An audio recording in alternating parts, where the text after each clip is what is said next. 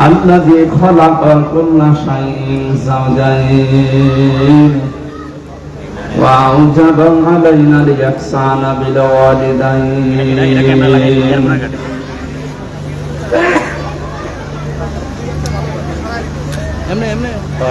ونشهد أن لا إله إلا الله وحده لا شريك له وأشهد أن محمدا عبده ورسوله سيد الكونين صلى الله عليه وعلى آله وأصحابه وأتباعه أجمعين ليلا ونهارا في الطرفين فقد قال الله تعالى في كلامه المجيد وبرهانه التوحيد أعوذ بالله من الشيطان الرجيم بسم الله الرحمن الرحيم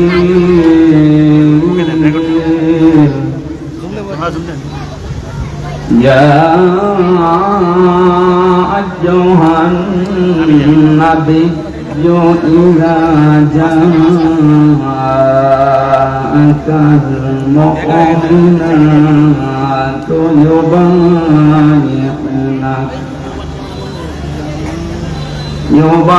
يبايعنك على أن لا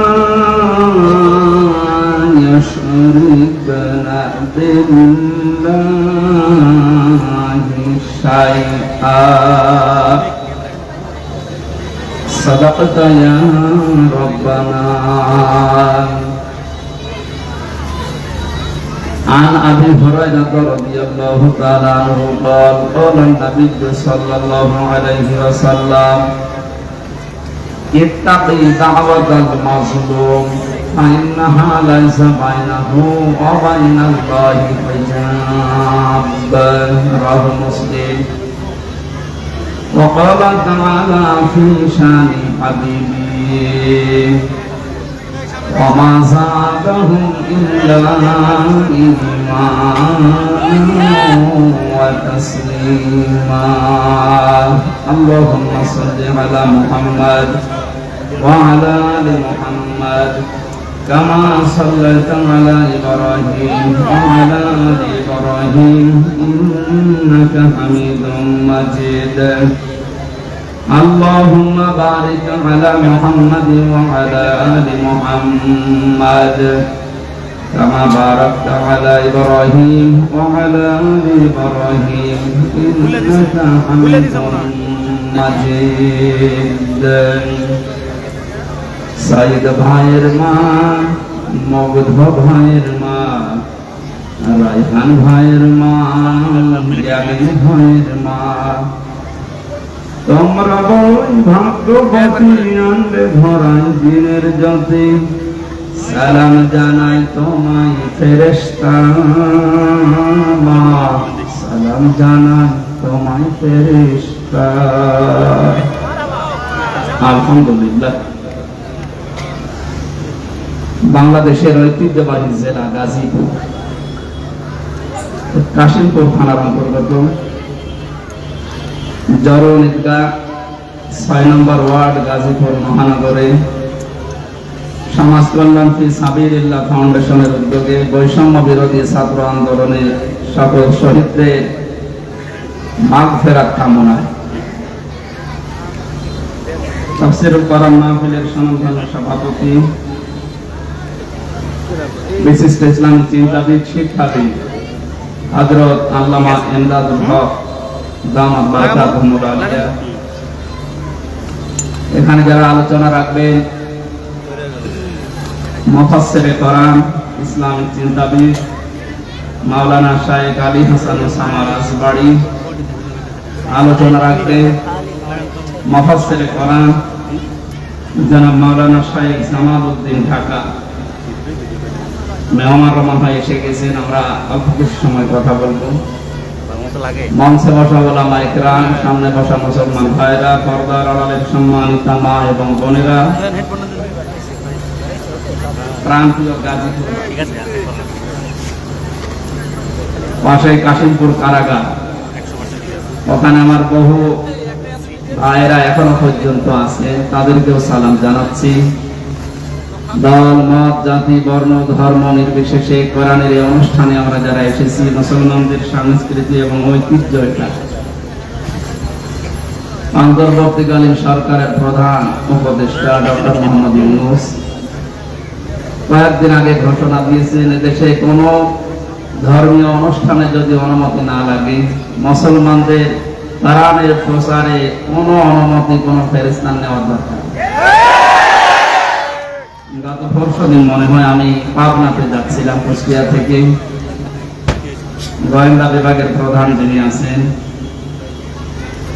আমাকে বলছে, হুজুর কোরআনের কথা বলতে গিয়ে 14-15 বছর বহু বাধার সম্মুখীন হয়েছে। এদেশে এখন মুক্ত ভাবে কোরআনের কথা বলবেন, কোরআন যেভাবে যে ফোর্সে জানিয়েছে ওই ফোর্সে বলবেন, কোনো বাধা নেই। কেউ বাধা দেওয়ার কথা বললে আমারে জানাবেন। দুইটা কথা জানিয়েছে কমিটিকে জানাতে। এক নম্বরে মহিলাদের প্যান্ডেল যেন আলাদা হয়, আর ওখানে কোনো পুরুষ যেন দায়িত্ব না থাকে। 2 নম্বরে ওনাদের জন্য আলাদা অজু এবং টয়লেটের যে ব্যবস্থাগুলো ওয়ান টাইম হলেও যেন অন্তত মানুষ বুঝে 8টা 10টা 15 20টা এগুলো কমিটি করে দেয়। আপনি আগে এটা জানিয়ে দেবেন। আপনাদের মাহফিলের মাধ্যমে সারা দেশে যেখানে তাফসীর মাহফিল, ওয়াজ মাহফিল নেওয়া আছে আমি জানিয়ে দিলাম, আপনারা এই কাজগুলো করবেন। কোরআন প্রচারে, কোরআন প্রতিষ্ঠায় এখন আশা করছি সামনে আর কোনো বাধা আমাদের থাকবে না। যদিও ষড়যন্ত্র বসেনি, গতকালকেও একটা ষড়যন্ত্র হওয়ার পায়তারা চলছিল। আমাদের ছাত্র বন্ধু যারা আছে তারা রুখে দিয়েছে। এর কয়েকদিন আগে আর একটা হয়েছিল বিচারপতি দিয়ে, সেইটাও রুখে দিয়েছে। আমার মনে হয় যাই হচ্ছে আল্লাহ রাব্বুল আলামিন সে কাবা শরীফ ধ্বংস করতে যারা এসেছিল, সে আবাবিল পাখি দিয়ে যেমন সাহায্য করেছিলেন, পদে পদে জালেমদেরকে বিদায় দেওয়ার পরে যা হচ্ছে আল্লাহ নিজে মনে হয় হাতে করে করছে। ইদা জা নাসরুল্লাহি ওয়াল ফাত, নবী যখন সাহায্য আসবে আল্লাহর, আপনি তখন বিজয় দেখতে পাবেন। আল্লাহর এই সাহায্য ছাড়া আমাদের এই বিজয় আমার যেটা মনে হয় সম্ভব না। বিজয়ের ঘোষণা দেওয়ার পরে আল্লাহর আয়াত ছিল, রাআইতান নাসা ইয়াদখুলুনা ফি দীনিল্লাহি আফওয়াজা। সাহায্য আসবে, আপনি বিজয় দেখতে পাবেন। শুধু এতটুকুই না, বিজয় যখন আসবে আপনাদের, আপনি দলে দলে পালে পালে ইসলামী মানুষ প্রবেশ করছে, এই দৃশ্য দেখতে পাবেন। আমার তো মনে হচ্ছে যে দৃশ্য আরম্ভ হয়েছে এই 18-20 দিনে। আর কোরআনে কারিম প্রতিষ্ঠার জন্য যারা একামতে দ্বীনের দায়িত্ব পালন করছেন বা করবে সামনে, অগ্রণী ভূমিকা যারা পালন করছে ময়দানে, এনাদের যে অ্যাক্টিভিটিস বা ইখলাস, যে শ্রম তারা দিয়ে যাচ্ছে মানবতার জন্য। বিশেষ করে জামায়াতে ইসলামী বাংলাদেশের শ্রদ্ধাভাজন আমির ডক্টর শফিকুর রহমানের এই বৃদ্ধ যুবক না, এই বয়সে যে শ্রম দিচ্ছে। আমরা যে সময় কোরআনের কথা বলার জন্য, শোনার জন্য বসছি, এই সময়ে বাংলাদেশে আমাদের প্রতিবেশী নামে কলঙ্ক যারা, তাদের আগ্রাসনের কারণে প্রায় 12-13টা জেলা এখন পানির নিচে। মানে যেভাবে কাজ চালিয়ে যাচ্ছে, প্রতিদিন প্রতিনিয়ত নতুন নতুন বিষয় এ বাংলাদেশ তার কাছ থেকে আমার মনে হয় কিছু শিখতেছে।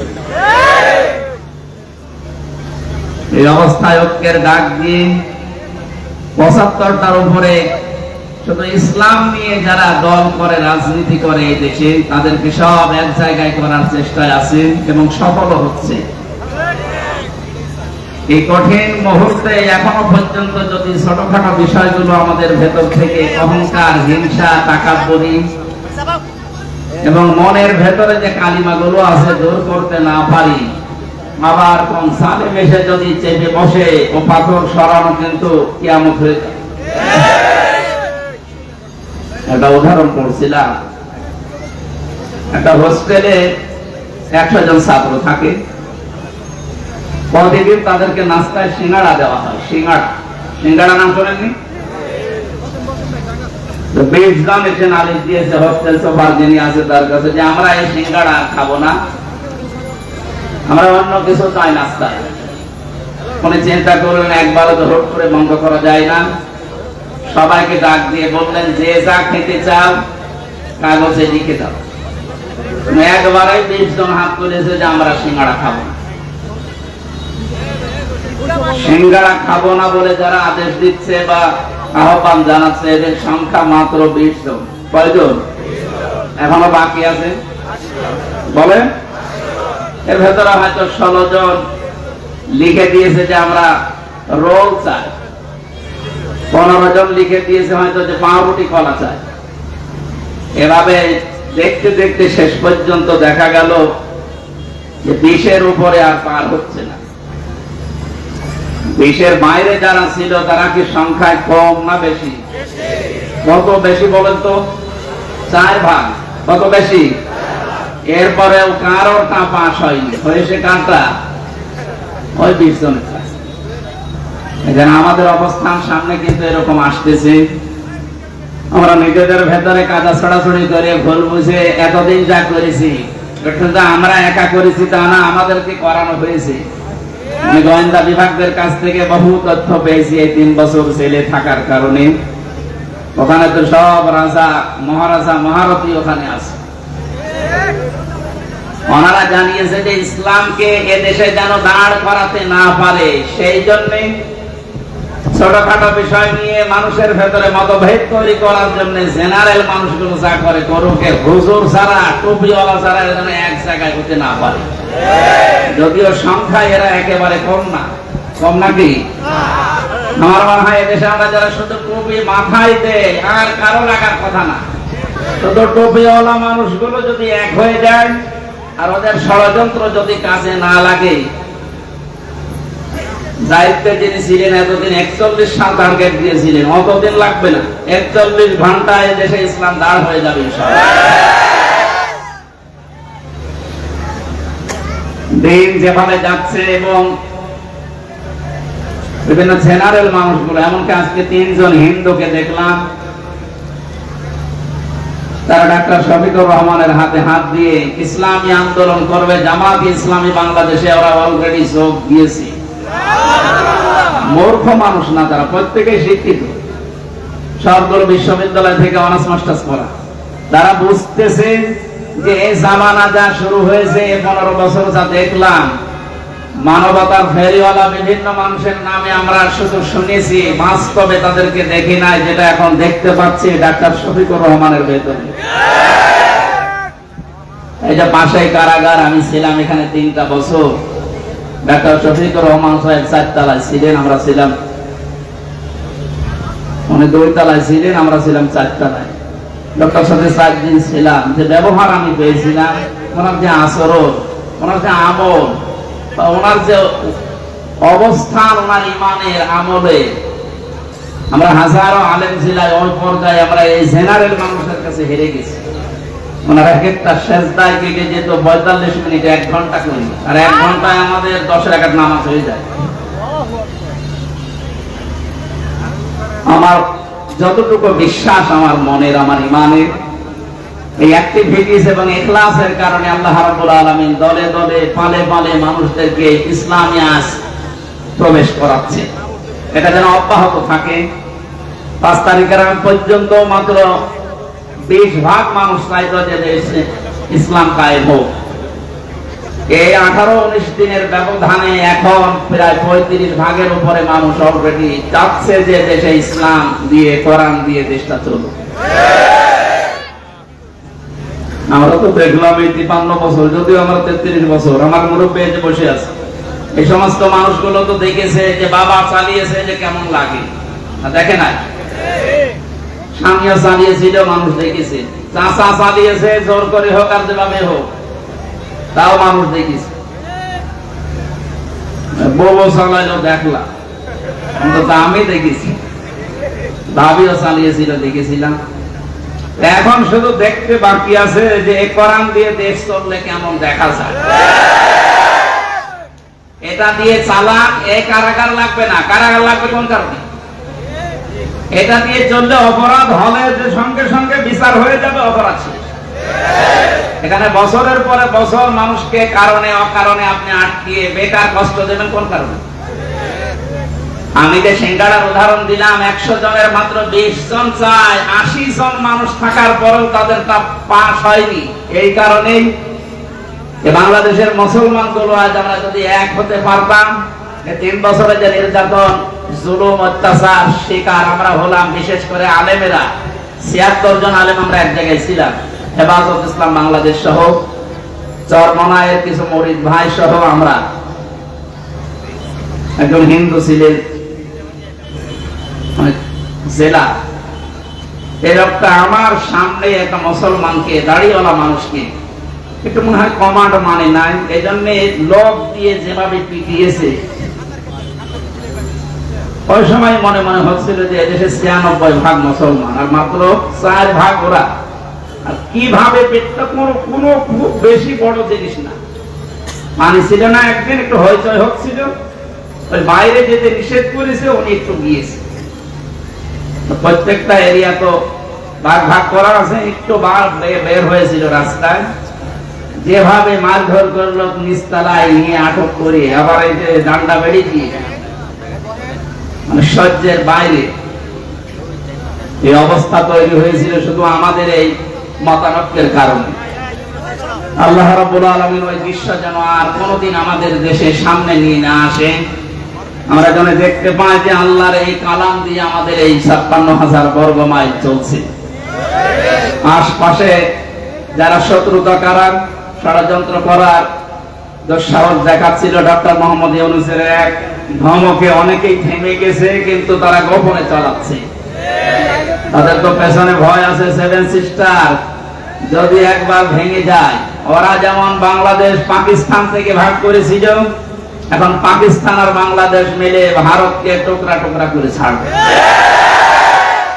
শুরু হয়ে গেছে। আমাদের যেমন ছাত্ররা বিষয় এনে দিয়েছে, পাকিস্তানও মনে হয় কয়েকদিন পরে চলে আসবে ইনশাআল্লাহ।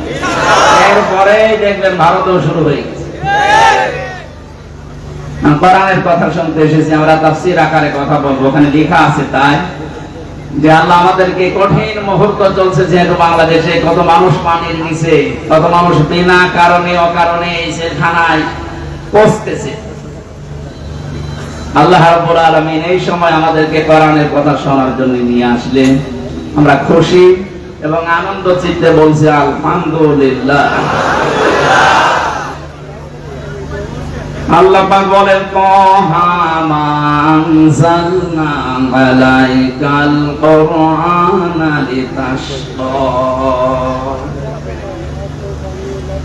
হে নবী, এই কোরআন আমি আপনাকে এই জন্য দেইনি যে আপনি মার খাবেন। এই কোরআন এই জন্য দেইনি যে অন্য দেশের মানুষ আপনাকে পানি দিয়ে ডুবিয়ে মেরে ফেলবে না। লিতাশকার ব্যাখ্যায় আধুনিক ভাবে যদি বলা যায়, দুঃখ কষ্ট সহ্য করার জন্য, হুমকি ধমকি খাওয়ার জন্য কোরআন আমি দেইনি। কোরআন দিয়েছি আপনি সবার উপরে থাকবেন। নবীজিকে যতগুলো নাম দিয়ে আল্লাহ ডাক দিয়েছিলেন, তার ভেতরে 2 নম্বরের নাম হচ্ছে তহা। ওনাকে আল্লাহ ডাক দিয়েছেন প্রথমে ইয়াসিন বলে। কি বলে বলেন তো? বলেন তাফসীরে কাবীরে আল্লাহ পাক মুফাসসির যারা ইয়াসিন শব্দের তাফসীর করতে গিয়ে তারা দিয়েছেন ইয়া মানে হে, সিন মানে সাজ্জাদ। সাজ্জাদের ব্যাখ্যা করতে গিয়ে আল্লামা ফখরুদ্দীন রাজি রাহমাতুল্লাহ আলাইহি উনি 5টা বিষয় সামনে নিয়ে এসেছেন। মুফাসসির বলেন, সিন মানে আল্লাহ বুঝিয়েছেন সাজ্জাদুল আলামিন, সিন মানে সাজ্জাদুল বাশার, সিন মানে সাজ্জাদুল কাউনাইন, সিন মানে সাজ্জাদুল আম্বিয়া, সিন মানে সাজ্জাদুল মুরসালিন। প্রতিটি শব্দের ব্যাখ্যা করতে গিয়ে আমরা দেখেছি, মুফাসসিরের কথা বলছি, উনি জানিয়েছেন সাজ্জাদুল আলামিন মানে শুধুমাত্র বাংলাদেশ না, শুধুমাত্র এই পৃথিবী না, এই 228টা রাষ্ট্র নিয়ে দুনিয়া গঠিত। এখন এর বাইরে যত জগৎ আল্লাহ বানিয়েছে, যত জায়গায় মানুষ দেখতে পারে, চাঁদে যাচ্ছে, মঙ্গলে যাচ্ছে, যত জায়গায় যেতে পারে, ওখানেও যদি কেউ বসবাস করা আরম্ভ করে, সেখানেও তাকে মুহাম্মদ রাসূলুল্লাহকে নেতা মানা লাগবে। কারণ আল্লাহর ঘোষণা দেওয়া নেতা এই দুনিয়ায় একজনই, ইয়াসিন, হে নেতা। পৃথিবীর অন্য কাউকে আল্লাহ এই শব্দ দিয়ে ডাকেননি, হে নেতা, না, শুধুমাত্র মুহাম্মদ রাসূলুল্লাহকে আল্লাহ ইন্ডিকেট করেছে। সাইয়্যিদুল আলামিন দিয়ে বোঝা যায় পৃথিবীর কোন জায়গা না, যে কোন গ্রহে যদি আপনি বাস করতে চান, তানাজ্জালুল আমরু বাইনাহুন্না, ওই সমস্ত জায়গায় আল্লাহর বিধিবিধান নাযিল হচ্ছে তাদের প্রয়োজনে। এজন্য যদি মঙ্গলে যান, সেখানে যদি রাসূলুল্লাহকে নেতা মানা লাগে, তাহলে পৃথিবীর এমন কোন জায়গা আছে যেখানে বিশ্ব নবী বাদ দিয়ে অন্যের নেতৃত্ব মানা যায়? শুধুমাত্র বদ্ধ পাগল ছাড়া কোন মানুষ এই পৃথিবীর ময়দানে মুহাম্মদ রাসূলুল্লাহ বাদ দিয়ে অন্য কাউকে নেতৃত্বে আসনে বসাতে পারে না। এই শব্দটা বারবার উচ্চারণ করছি আমি খেলা করার জন্য না। গাজীপুরবাসী খুব খেয়াল করে শোনেন, এটা দুনিয়ার সাথে যদি সম্পর্কিত হতো, আল্লাহর কসম আমি এই জায়গায় বলতাম না, এটা সম্পর্কিত আখিরাতের সাথে।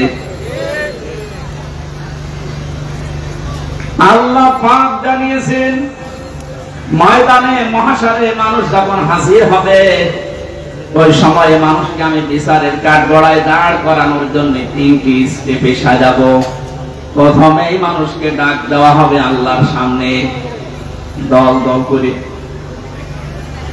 কোরআনে কারীম জানাচ্ছে, অকুল্লুহুম আতিহি ইয়াউমাল কিয়ামাতি ফারদা। সূরা মারইয়ামের 95 নম্বর আয়াত। আল্লাহ পাক বলেন, কিয়ামতে প্রতিটি মানুষকে আমি আল্লাহর সামনে দাঁড় করাবো, স্রেফ একা একা। কয়জন করে? এদের স্বাধীন হয়ে গেল কয়েকদিন আগে, দ্বিতীয় স্বাধীনতা বলা হচ্ছে। এরপরে অনেক ভণ্ড এখনো বসে নেই এই কথাটাকে কোরআনের বিরুদ্ধে পোড়া উল্টা সাজিয়ে মানুষকে এখনো ধোঁকা দিয়ে বোকা বানাচ্ছে।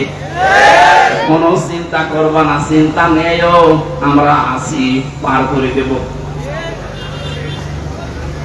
দুনিয়ার এই ছোট্ট জীবনে যদি অনেকে পার করতে গিয়ে ধরা খায়, কিয়ামতের ওই কঠিন ময়দানে আল্লাহ আপনাকে ডাকবে, কোন মানুষ আপনার সাথে প্রথম স্টেপে থাকবে না, স্রেফ আপনি একা সামনে দাঁড়াবেন আল্লাহ। নিজের দিকে তাকিয়ে পেছনের জীবনের দিকে একটু হিসাব মিলান তো।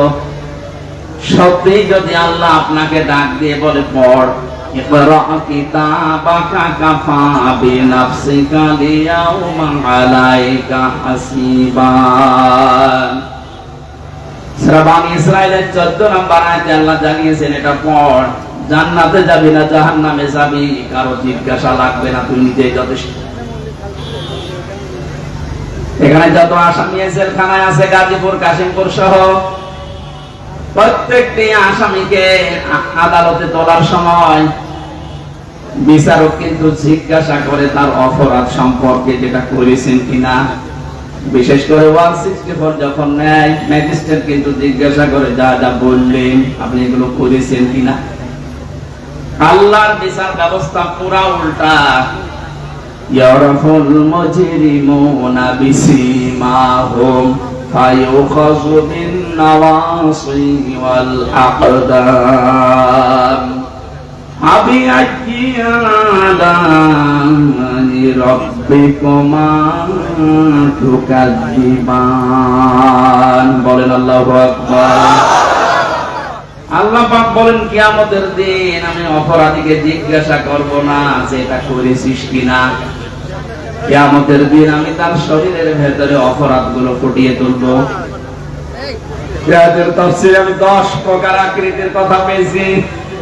মানুষের চুল ধরবে অপমান করার জন্য, আর কদম মানে পা ধরবে। ফেরেশতারা এই দুইটা নিয়ে তাকে জাহান্নামে ফেলার জন্য রওনা দেবে। আল্লাহ পাক বলবেন, দাঁড়া, সুম্মা ফি সিলসিলাতিন দারুহা 70 দিরান ফাসলুকু। এর 70 হাত বা গজ বিশাল শিকল দিয়ে বাঁধ। এটা বাঁধা হবে এই কারণে যেন অপমানের মাত্রা আরো বেড়ে যায়।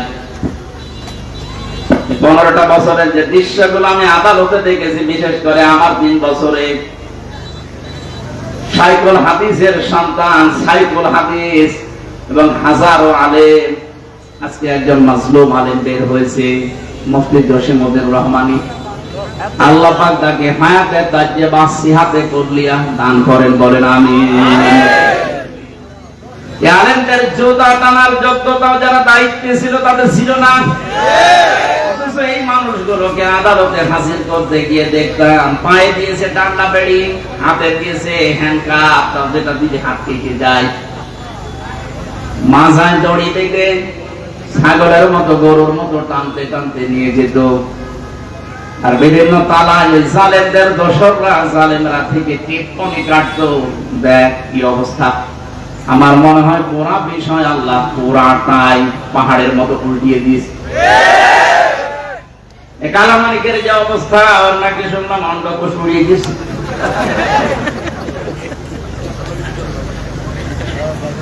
এই শয়তানটা বিশ্ব নন্দিত মুফাসসিরে কোরআন শহীদ আল্লামা দেলাওয়ার হোসেন সাইদি রহমাতুল্লাহ আলাইহি, তাকে ফাঁসি দেওয়ার জন্য যে গর্ববোধ করেছিল যে আমি তাকে ফাঁসি দিয়েছি,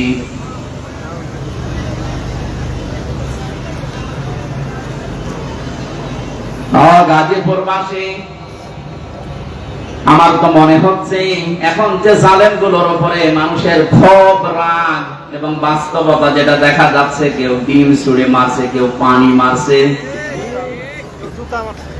কেউ কিল ঘুষিত ফিরে আসে, এগুলো সব আমার যতটুকু ধারণা নবীর ওই হাদিস অনুযায়ী এটা আলেমদের বরদোয়ার ফল।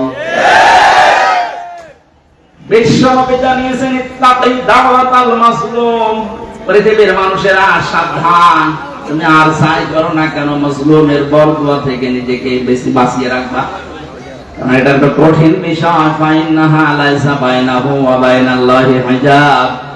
মাজলুম যদি বরদোয়া করে আর আল্লাহর মাঝে কোনো পর্দা, কোনো ফারাক থাকে না, সঙ্গে সঙ্গে কবুল হয়ে যায়।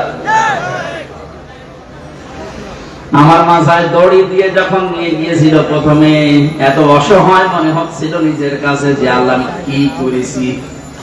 পায়ে দিয়েছে ডান্ডা বেড়ি, হাতের ভেতরে হ্যান্ডকাপ, মাজার ভেতরে সে এত মোটা মোটা দড়ি, 2-3 জন 4 জন পুলিশ হাত ধরে রাখে, আর একজন টানতেছে, গরু টেনে নিয়ে যাচ্ছে।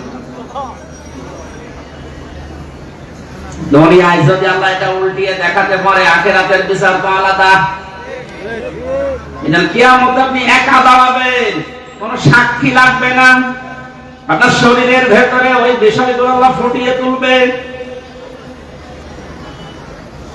ফাম্মা মান উতিয়া কিতাবাহু বিয়ামিনি, আমলনামা যদি আল্লাহ হাতে দিয়ে বলে পড়, ডান হাতে যারা পাবে ফায়াকুলু হাউ মাকরাউ কিতাবিয়া, নিজে আনন্দ পাবে আর মানুষকে বলবে দেখো কি সুন্দর রেজাল্ট আমি পেয়েছি। বাংলার মানুষেরা, পাশে যেহেতু কারাগার, হাজারো মানুষ এখন যারা আছে, আমি যেহেতু নিজের বাস্তবতা বলছি, হাজার হাজার মানুষ এই জেলখানায় তো প্রায় এক জায়গায় 10,000 আছে, মনে হয় আরো বেশি। এই মানুষগুলো এই মাগরিবের পরে, এশার পরে এদের অনুশোচনা শুরু হয়। সবাইকে উদ্দেশ্য করে বলছি, আমরা যে যা করছি দুনিয়াতে, কিয়ামতের ময়দানে বইটা হাতে দেওয়ার পরে পড়তে পারবেন তো। নিজের ব্যক্তিগত জীবনকে আগে সংশোধন করা আরম্ভ করেন। আমি নিজের থেকে এখন শুরু করব। আমি যদি সত্যি এখনই মারা যায়, আমার এই 33 বছরের যে রেকর্ড আল্লাহ আমাকে দেখাবে, আমি যেন সম্মুখে পড়তে পারি, এরকম কাজ এখন থেকে আরম্ভ করব। জীবনের আসল সফলতায় তো এটা, আমানে সুহসিফানিন নারি ওয়া উদখিলাল জান্নাতা ফাকাদ ফাজ। আল্লাহ পাক বলেন ওই লোকটার জীবন তো সফল যাকে আস্তে আস্তে জাহান্নামের কাজগুলো ছেড়ে দেওয়ায় আর জান্নাতের কাজের দিকে আমি আল্লাহ তাকে এগিয়ে দেই। এমন আমল, এমন কাজ, এমন বই আমি তৈরি করতে চাই যেটা কোটি কোটি মানুষের সামনে আমি মানুষকে পড়ে শোনাতে পারবো। বলেন আমিন। কিয়ামতে যেহেতু সর্বপ্রথম আল্লাহ বিচার ব্যবস্থায় আপনাকে আমাকে একা ডাকবে, কেউ থাকবে না।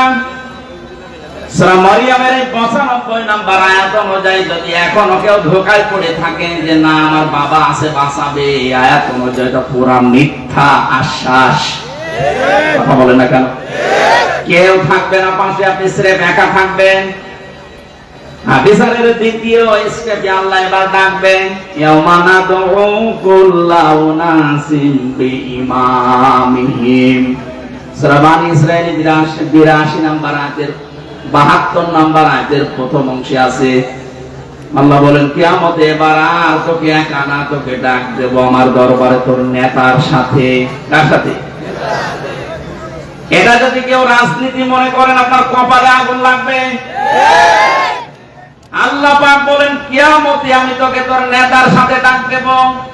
ও গাজীপুরবাসী, নিজের মনকে প্রশ্ন করেন তো, আপনি যে নেতার আদর্শ মেনে চলেন, ওকে যেহেতু আল্লাহ আগে ডাকবে, এরপরে পেছনে আপনাকে, আপনার কি মনে হয় এখন আপনি যার পেছনে এখনো পর্যন্ত আছে ওই লোকটা যদি সামনে থাকে আল্লাহ কি মাফ করবে বলে মনে হয়? আপনি এখনই যদি বলেন না, আপনি তো ধরা খাবেন। অবশ্য ঠিক, ধরা খাবে তাও ঠিক, ধরা যেন খাওয়া না লাগে, কারণ এই তো রাইফি সাহেবের আয়োজন দিয়েছেন কোরআন দিয়ে শোনানোর জন্য লিখেছে তাফসীরুল কোরআন মাহফিল। আমি তো কোরআন দিয়ে বলছি, একটা কথাও বাইরে বলেছি। সুতরাং আহ্বান জানাচ্ছি, আমি বড় দরদ নিয়ে মায়া নিয়ে আমি দেখতে পাচ্ছি কোরআন আর হাদিসের চোখ লাগিয়ে যে আপনি ধরা খাবেন। এখনো পর্যন্ত অনেক জালেমের দোষর এখনো স্ট্যাটাস দিয়ে যাচ্ছে। আমার মনে হয় তার মনের ভেতরে বিন্দু পরিমাণ একটু বিবেক, একটু অনুশোচনা কাজ করে। আর সামনে যদি শুধু আয়না ঘরটা ভেসে আসে, কোনদিনও জালেমের পক্ষে স্ট্যাটাস দেওয়ার কথা না। মর্মান্তিক বিষয় একটু ভাবেন শুধু। আমি মাঠের নিচে ছিলাম, কি অসহায় মনে হয় নিজেকে, তার মানে একটু বড় জায়গা ছিলাম। কিন্তু ব্যারিস্টার আমান আজমি ভাই সহ যারা ছিলেন ওদের কবরের মতো জায়গায় রেখে দিত। এই জুলুমের সাথে যারা জড়িত, এখনো যদি বিশ্বাস না হয়, যারা দায়িত্বে আছে তাদেরকে বলবো আয়না ঘরটা টুরিস্ট স্পেস হিসাবে রেখে দেন, মানুষ যেন তামাম দুনিয়ার মানুষ বোঝে যে এই পৃথিবীতে একজন জালেম ছিল। এটা জুলুমের একেবারে সর্বোচ্চ পর্যায়। এটা বেঁচে থাকা মানুষও জানে না। আমি যদি মেরে ফেলে সংবাদ দিয়ে দিই কিন্তু আমাকে মেরে ফেলেছি, তাহলে তার বউটা অন্য জায়গায় বিয়ে করতে পারত, তার ছেলে মেয়ে বস্তুতে বাপ মারা গেছে। কি অবস্থা বলেন তো ব্যারিস্টার আরমানের? তার স্ত্রীকে আপনি কি জবাব দেবেন কিয়ামতে? আয়না ঘরের সাথে যারা জড়িত ছিলেন, যদি ব্যারিস্টার আরমানের বউ আপনাকে মাফ না করে, কোরআন হাতে নিয়ে বলছে আপনি চির জাহান্নামী। আল্লাহ বলেন আল্লাহ পারবে না, কারণ আল্লাহ পাক ছেড়ে দিয়েছে ব্যারিস্টার আরমানের বড় উপরে। হকল ইবাদের ভেতরে 8টা বছর স্বামী থেকে আপনি তাকে আলাদা করে রেখেছেন, ও জানতোই না যে দুনিয়ায় আছে।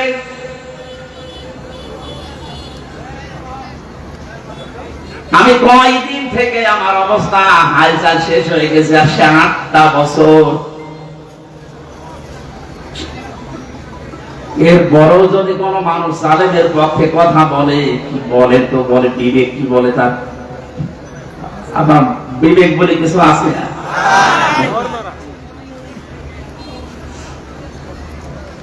বাস্তব কথা বলছে, আপনি কিন্তু ধরা খাবে আমি দেখতে পাচ্ছি। এখন আদর্শ ঠিক করেন।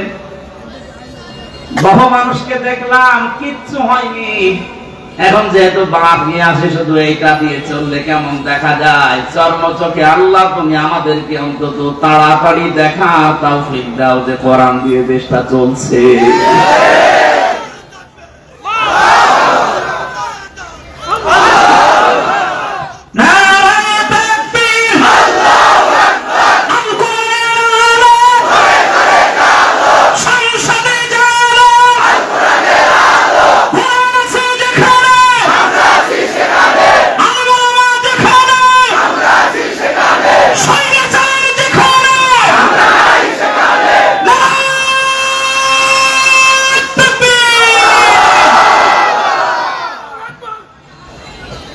অন্য কোন দিকে না নিয়ে বিবেকের দিকে নিয়ে যান। আমি আপনাকে বাঁচাতে চাই। সত্যি আমরা কিন্তু ধরা খেয়ে যাব যাদের আদর্শ ঠিক নেই। এই মুহূর্ত থেকে আপনি আমি আশা করছি পাল্টাবেন।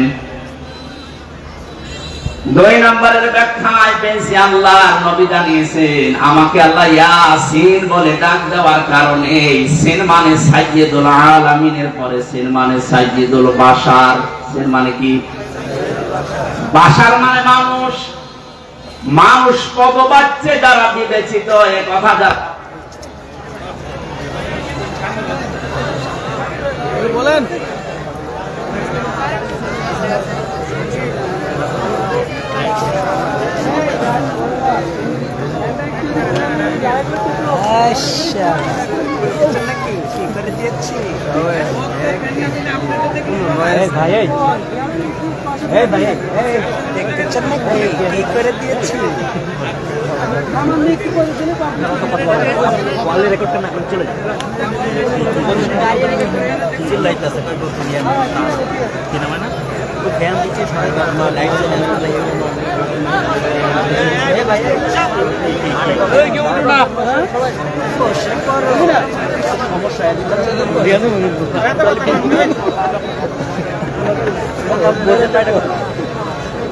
আপনার পোশাক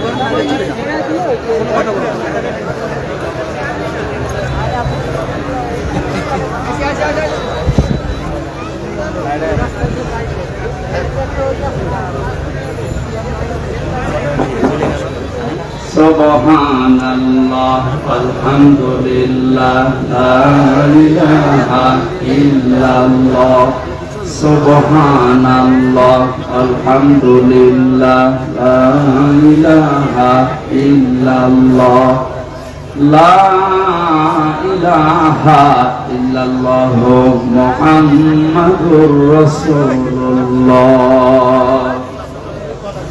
এখানে মানুষ আমরা যারা দাবি করছি, এখনই সিদ্ধান্ত পাল্টিয়ে যান যদি এর আগে ভুল করেও থাকেন, যে আমি এখন থেকে যতদিন আছি মুহাম্মাদুর রাসূলুল্লাহ ছাড়া কাউকে আদর্শ মানি না, মানব না। সাইয়্যিদুল কাওনাইন শুধু এই জগতে না, আমার আরেকটা জগৎ আছে, ওখানেও লাগবে তাকে। কিয়ামতের সুপারিশ করার জন্য আল্লাহ সর্বপ্রথম যাকে অনুমতি দেবেন তিনি আমাদের নেতা মুহাম্মাদুর রাসূলুল্লাহ। যার অনুমতি ছাড়া আল্লাহর বানানো জান্নাতে যাওয়া যাবে না। এখনই তাকে ঠিক করে তারপরে মরেন। তিনি শুধু সাধারণ মানুষের না, সাইয়্যিদুল আম্বিয়া, নবীদেরও নেতা ছিলেন। শুধু নবী না, সাইয়্যিদুল মুরসালিন, রাসূলদেরও তিনি আদর্শ ছিলেন, নেতা ছিলেন। আল্লাহ পাক তাকে প্রথমে এই নামে ডাক দিয়েছেন ইয়াসিন। 2 নম্বরে বলেন তোহা, এটা নবীজির নাম। রাসূলুল্লাহকে আল্লাহ সম্বোধন করেন মানসালনা আলাইকাল কুরআনা লিতাশকা।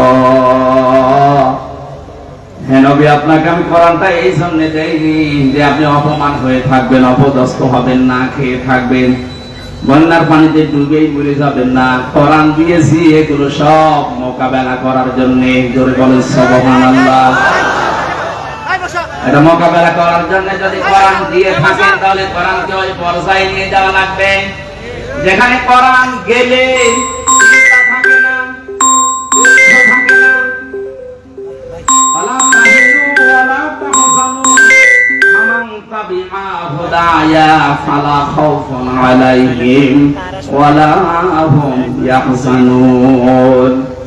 আমার পাঠানো হেদায়েত যদি অনুসরণ করতে পারো, অনুসরণ করা যায়, যেখানে গেলে ওই জায়গায় যদি নিয়ে যেতে পারো।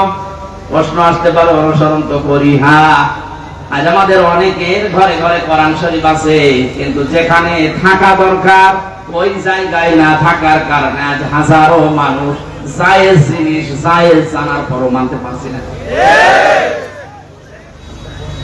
যেখানে গেলে জায়েজটা জায়েজ ভাবে মানা যায়, আর হারামটা হারাম জানার পরে ছেড়ে দেওয়া যায়, এই জায়গায় কোরআনকে পৌঁছিয়ে দেওয়ার দায়িত্ব এখন আমাদের। সে সময় এবং সুযোগ আমাদের সামনে ইনশাআল্লাহ আসতেছে। এরপরও যদি আপনি ভুল করে ফেলেন, আমার মনে হয় বারবার আল্লাহ সুযোগ দেবে না। কথা বলে না কেন? মান করাল কোরআনা ফাস্তাসহারাহু, যে ব্যক্তি কোরআন পড়ে এবং কোরআনকে দাঁড় করানোর জন্য স্পষ্ট ইজহার মানে বিজয় করা। ইজহার মানে কি?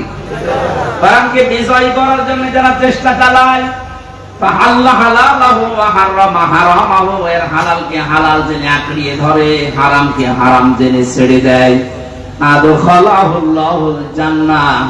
হে নবী আপনি বলেন আল্লাহ পাক তাকে জান্নাতে দিয়ে দিয়েছে। জান্নাতে দেবে না, জান্নাতে দিয়ে দিয়েছে। সুতরাং এমন একটা দেশ এখন কোরআনে কারীম দিয়ে গঠন করা দরকার, যেখানে বসবাস করলে জান্নাতে যাওয়ার গ্যারান্টি পাওয়া যায়। হজ করতে যারা যান, এই যে মানুষগুলোকে আমি দেখেছি 16 সালে, কি নিয়ে আসে মানুষ ওখান থেকে? আসার সময় হয় তসবিহ নেয়, পাথর নেয়, জায়নামাজ নেয়, আতর নেয়, আর বাকি কিছু কিছু জিনিস নিয়ে আসে, স্বর্ণ। ওখান থেকে নিয়ে আসার কথা ছিল কি, আরাফাতের ময়দানে অবস্থান করে যখন আবার আসতেছে 9 তারিখে,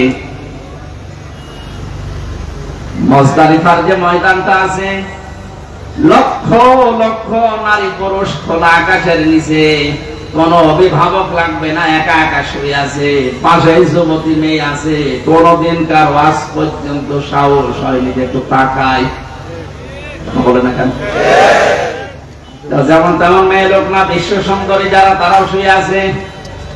এই কঠিন পরিস্থিতিতে যদি কোন মানুষ আজ পর্যন্ত এটা প্রমাণ করতে না পারে যে এখান থেকে 5টা মেয়ে হাইজাক হয়ে গেছে, শুনেছেন কোনদিন? 5টা মেয়ে সম্ভ্রম হারিয়ে ফেলেছে, শুনেছেন কোনদিন? 5টা ধর্ষণের শিকার হয়েছে, শুনেছেন? আপনি এটা নিয়ে আসতে পারেন না। কোরআনের নিয়মটা থাকার কারণে যদি খোলা আকাশের নিচে মরুভূমির ভেতরে এত বড় একটা নিরাপত্তা গ্যারান্টি পাওয়া যায়, 56,000 বর্গ মাইল যদি এটা দিয়ে চলে, কোরআনটা আমার মনে হয় আল্লাহ মুজদালিফার মতো নিরাপত্তা দিয়ে দেবে। আমাদের আসল কাজ হবে এখন এটাকে উপরে তোলার চেষ্টা চালাচ্ছে যারা, আল্লাহ তাদের এই চেষ্টার ভেতরে যেন ইখলাস আরো বাড়িয়ে দেন, তাদের শরীর স্বাস্থ্য আল্লাহ যেন সুস্থ রাখেন। সবাই বলেন আমিন।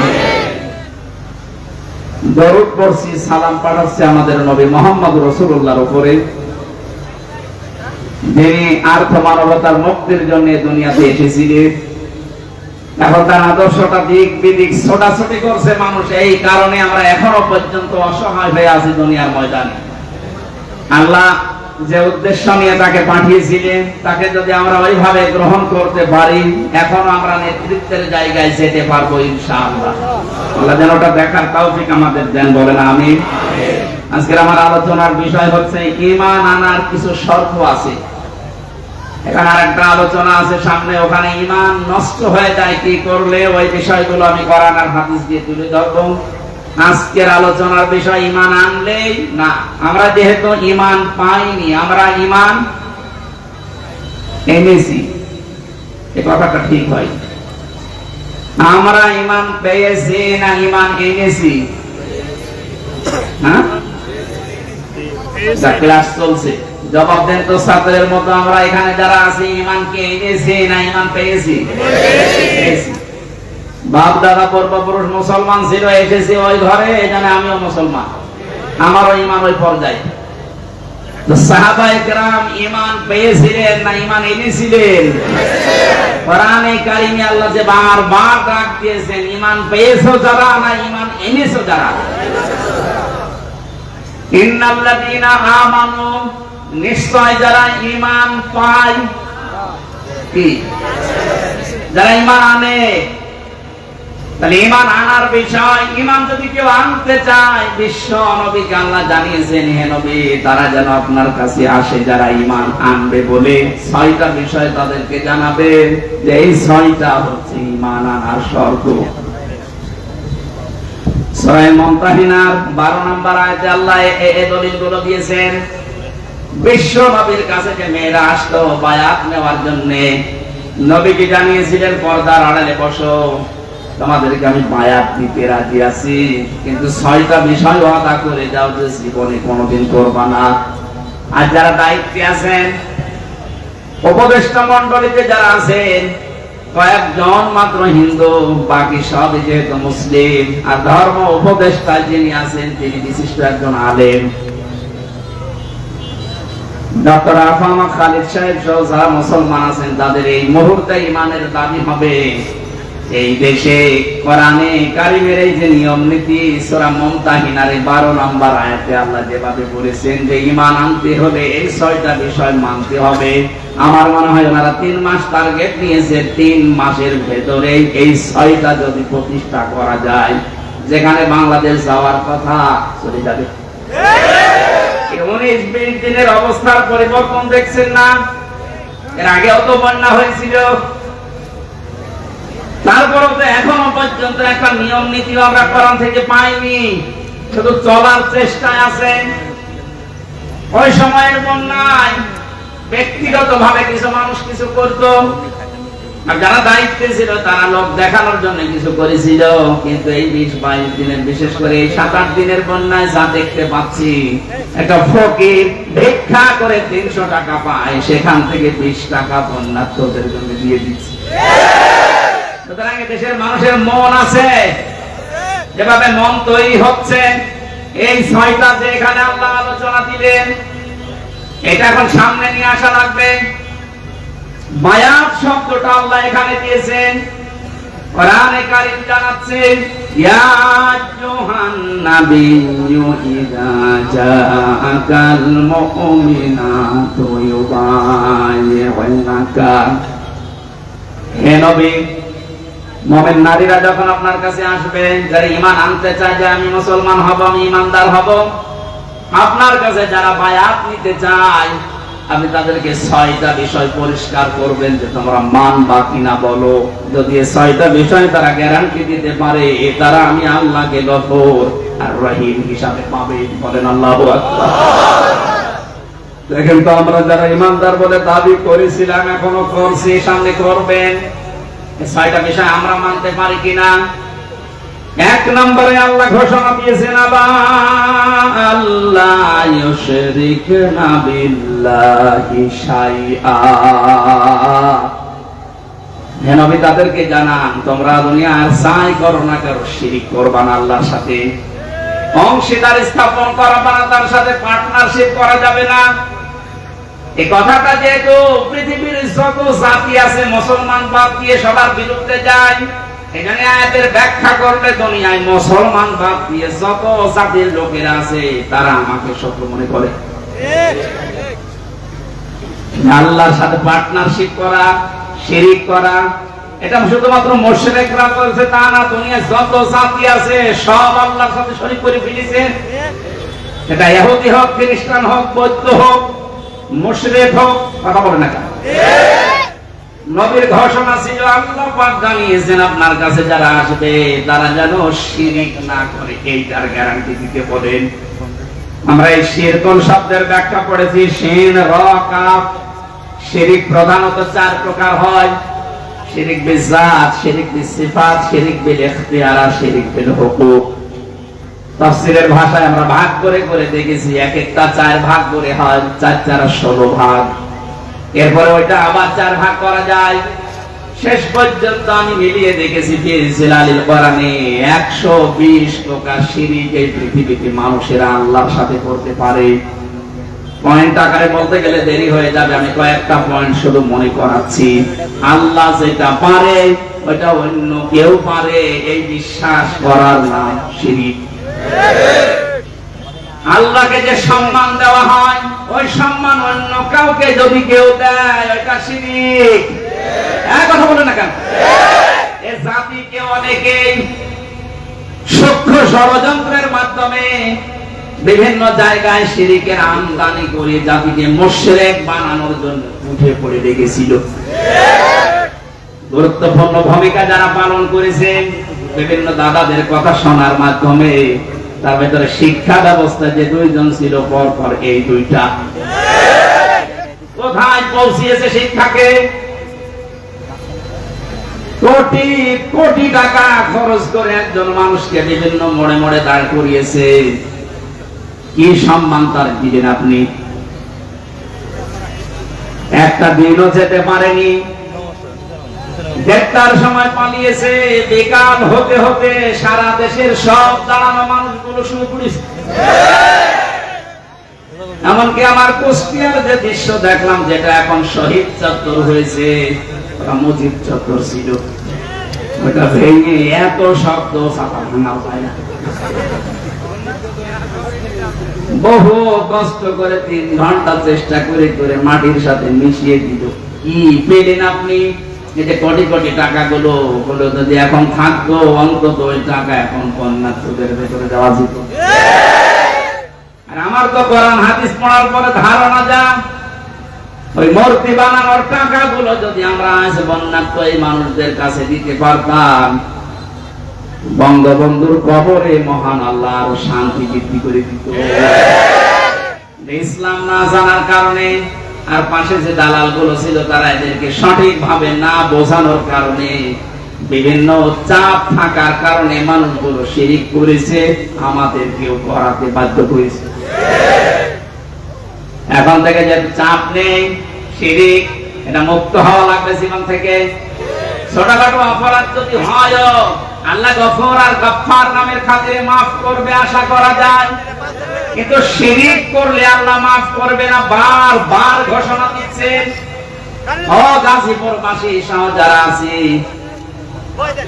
এই কথাটা গ্যারান্টি আজকে দেওয়া লাগবে যে আগুনে যদি পুড়িয়ে ফেলেন, যদি টুকরা টুকরা করে ফেলেন, ওই ঝিনাইদহ এমপির মতো করেন, ঝিনাইদহ এমপিকে হিরণ নামে তার পিটিয়ে মেরে উলঙ্গ করে 4 রাস্তার মোড়ে টাঙিয়ে দিতে থাক। এরকমও যদি আপনাকে করে দুনিয়ায়, জেলখানায় মাওলানা মুফতি জসিমউদ্দিন রহমানের মতো 11-12 বছর না, বিশ্বানন্দিত মুফাসসিরের 13 বছরের মতো না, 100 বছর যদি আপনাকে রেখে দেয়, কোনদিন আমি শিরিক করব না, এটার গ্যারান্টি নিয়ে মারা যেতে পারলে আপনি জান্নাতি। শিরিকের গুনাহ বাদ দিয়ে বাকি গুনাহ আল্লাহ মাফ করবে বলে ঘোষণা দিয়েছেন। এই শব্দটার সাথে সন্তানদেরকে পরিচয় করার কারণে একজন কালো মানুষ, দুনিয়ায় 3 জন কালো মানুষের নাম পেয়েছি আমি তাফসীরে। হযরত ওমরের খাদেম একজন মাহাজা রাদিয়াল্লাহু তাআলা আনহু, আরেকজন এই যে যার নাম আল্লাহ কোরআনে দিয়েছেন তার নামে লোকমান, 3 নম্বর হযরত বেলাল। এত কালো ছিল এদের চেহারাগুলো, তাদের বর্ণনা পড়েছি তাফসীরে। ঠোঁট গুলো ছিল একেবারে ওই আফ্রিকার মতো ঝোলা মানুষের মতো চেহারা, কালো, এত কালো, হাড়ির তলা কি কালো, তার চাইতে কালো চেহারার যে বর্ণনা বলছি, এটাকে একবার দেখলে আর একবার দেখতে মন চাইবে? বলেন। অথচ সে মানুষকে আল্লাহ চিরন্তন করে দিয়েছে কোরআনে, 4 পৃষ্ঠার একটা সূরা দিয়েছে, তার নামে সূরা লোকমান। তিনি কি করেছিলেন এত দুনিয়ায়? তার পুরা জীবনে আমি পড়ে দেখেছি, সর্বপ্রথম তার কাজ ছিল তার সন্তানকে তিনি ডাক দিয়ে এই শিরকের বিষয়ে আল্লাহর সাথে পরিচয় করিয়েছিলেন। وَإِذْ قَالَ لُقْمَانُ لِابْنِهِ وَهُوَ يَعِظُهُ يَا بُنَيَّ لَا تُشْرِكْ بِاللَّهِ إِنَّ الشِّرْكَ لَظُلْمٌ عَظِيمٌ। স্মরণ করো ওই সময়ের কথা যখন হযরত লোকমান তার আদরের সন্তানকে ডাক দিয়ে বলেছিলেন, হে আমার আদরের সন্তান, তুমি কখনো আল্লাহর সাথে শিরিক করবে না, শিরিক হচ্ছে বড় জুলুম। বাংলার মুসলমানেরা, আমাদেরও এখন উচিত হবে আমাদের আদরের ছেলে মেয়েদেরকে হযরত লোকমানের মতো যদি আল্লাহর সাথে শিরকের এই বিষয়গুলো 120 প্রকার আছে, এই পয়েন্ট আকারে ধরে ধরে তাদেরকে যদি বোঝাতে পারেন, আপনাকেও আল্লাহ লোকমানের মতো চিরন্তন করে দেবেন। এইটাকে বাইপাস করে আমার সন্তানকে মুশরিক বানানোর জন্য যারা উঠে পড়ে লেগেছিল, আল্লাহ এখন নিজে তাদের শাস্তি দিচ্ছে। কারণ আল্লাহ সব সহ্য করে, শিরক সহ্য করে না। এই জন্য পৃথিবীতে মুশরিকদের কোনো উন্নতি হয় না, কারণ ওদের প্রতি আল্লাহ নিজে লানত দিয়েছেন। সূরা জুমারে আছে। এত কঠিন কঠিন কথা শিরকের বিরুদ্ধে আল্লাহ কোরআনে দিয়েছেন। শিরক করা মানুষের জন্য আল্লাহর বানানো জান্নাত হারাম, এমনকি তাদের কোনো সাহায্যকারীও থাকবে না। এজন্য বাংলার মুসলমানের এই বিষয়টা খুব সতর্ক হওয়া লাগবে। আর যাই করি জীবনে যেন আমরা শিরক না করি। শিরক করে এখন একটা একটা করে পয়েন্ট আকারে বললে অনেক সময় লাগবে, আমি শেষ করছি। আপনারা একটু তাফসীরে ইবনে কাসির এই আয়াতে পাওয়া যায় শিরক এর ব্যাখ্যা দেওয়া আছে ফি জিলালিল কোরআন। 2 নম্বরে চুরি করবেন না, ওয়ালা ইয়াসরিকনা, চুরি করা যাবে না। এখন যারা দায়িত্বে আছে, সামনে যারা আসবে, এটা একটু কঠোর হওয়া লাগবে যে চুরি এই শব্দটা যেন এই দেশে না থাকে। এই দেশে এমনি দাঁড়িয়ে যাবে। বরং যারা চুরি করেছে, চুরি করে বাইরে যারা টাকা পাঠিয়েছে, ওই টাকাগুলো যে কোনো ভাবে এই দেশে নিয়ে আসা লাগবে। যদি দিতে না চায়, তাদের যা আছে এই দেশে স্থাবর অস্থাবর, এমনকি তাদের স্ত্রী সন্তান হলে এই দেশের খেদমতে লাগানো লাগবে। কারণ চুরি করা টাকা দিয়ে আপনাদের বাহাদুরি করেছিলেন, এবার বছর ফেলা। রাষ্ট্রীয় নিয়ম নীতি ছাড়া যেহেতু সম্ভব না, এই আইনটা যেন পাশ না হয়, এই জন্য বহু মুশরিক এই দেশের চেষ্টা চালিয়েছিল। এমনকি আয়াতকে তারা বর্বর আইন বলে ঘোষণা দিয়েছে। এখন যারা সামনে যাবে তারা যেন এটা একটু মেনে নেওয়ার চেষ্টা চালান। ওয়ালা ইয়াসনিনা, জিনা করা যাবে না। আজ বাস্তবতা পুরো ভিন্ন দেখছি। এত ভালো মানুষ মনে করতাম যাদের, তারা অন্যের বউ নিয়ে রাত কাটিয়েছে। আরে দরবেশ, এত বড় গাড়ি আর অন্যের বউ জোর করে তালাক দিয়ে দিয়েছে। বলেন সুবহানাল্লাহ। দরবেশের যদি এই হয়, বাকি যেগুলো নমো, এদের চরিত্র কোথায় গিয়ে পৌঁছিয়েছে? আর এরা আলেমদের বিরুদ্ধে ধর্ষণ মামলা দেয়।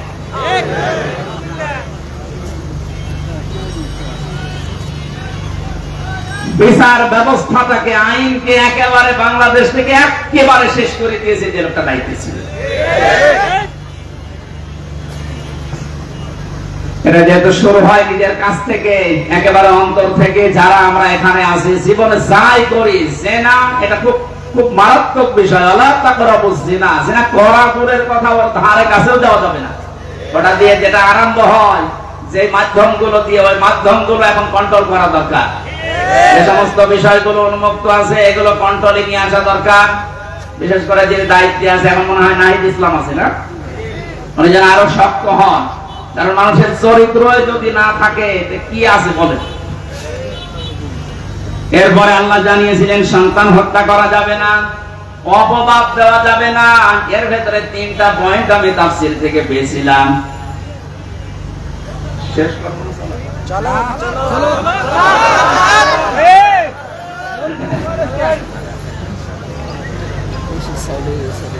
ভালো ভালো কোন কাজ যদি যারা দায়িত্বে আছে তারা আঞ্জাম দিতে চায়, তাদের এই ভালো কাজে কোনোদিন অবাধ্যতা প্রকাশ করা যাবে না। এই 6টা গ্যারান্টি আপনি আপনার এই যারা আসতেছে এদের কাছে নিন। তারপরে বলেন যে তোমাদের ঈমান তোমরা এনেছো। আল্লাহ আমি সহ যারা এখানে আছি এই বিষয়গুলো সামনে নিয়ে এসে কাজ করার তৌফিক দাও, আমিন। মাহফিলে এখনো আপনারা দেখছেন 2 জন বক্তা আছে। আর আজকের আলোচনা আমার টাঙ্গাই ভাই যে জানি, আমি তো জানি না যে এখানে মাহফিল আছে।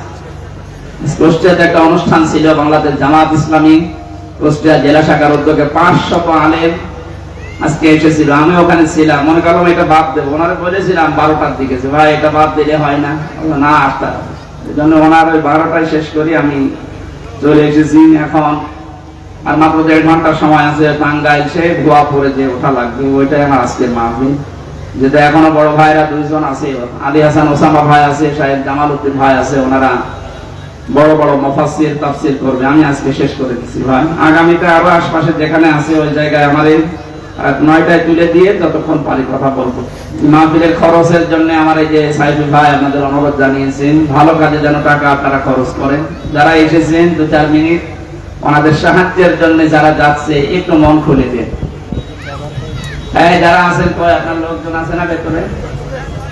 ওই যে যারা যাচ্ছে যুবকেরা, যতটুকু পারেন আপনি 1 টাকা হলেও দিয়ে যাবেন ভাই। আপনার 1 টাকা হলেও কোরআন প্রসারে যেন থাকে, এটা সাদগায়ে জারিয়ার সওয়াব হবে। আল্লাহ আমাদের সমর্থ অনুযায়ী দান করার তৌফিক দিন।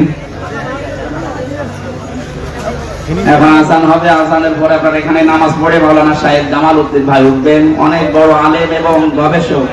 ওনার কথা আপনারা শুনেন, আমি বিদায় নিচ্ছি। আগামী কয়েকদিন পরে আবার আশপাশে আমি শুনলাম যে মাহফিল আছে, ওখানে কথা বলবো ইমান ভঙ্গের কারণের উপর ইনশাআল্লাহ। আসসালামু আলাইকুম।